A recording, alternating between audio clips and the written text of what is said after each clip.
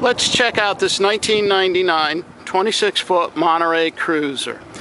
As we can see from here at the bow, we have a windlass and a remote light.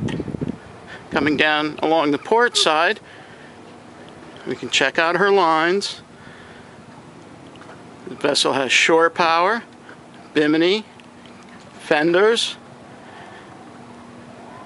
And as we approach the transom back here, we can see there's formed-in fiberglass rod holders, the boarding ladder, and right up under here we have a hot and cold shower through a port side door. As we go down the port side, we see our wet bar, ice box, and a port side lounger. Panning around, we've got the Helm, double wide fold down seat, cockpit table, and a fold-away transom seat. Moving forward, at the helm, we see we have a Lowrance 160 map system, GPS, tilt steering, remote windlass control, and a VHF radio. We also have the depth finder and compass to get us where we need to get.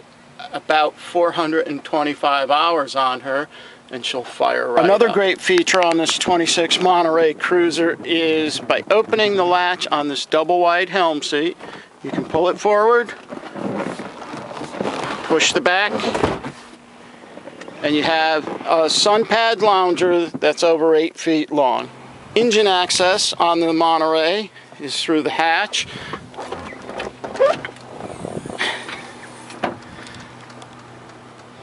And there we have it. We've got the 5.7 GS Volvo with the dual prop out drive. Over here you can see the new batteries. Just firing right up.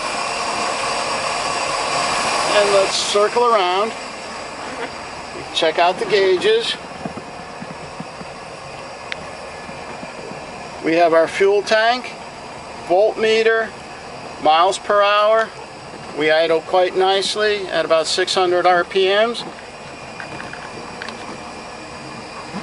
Trim gauge and oil meter.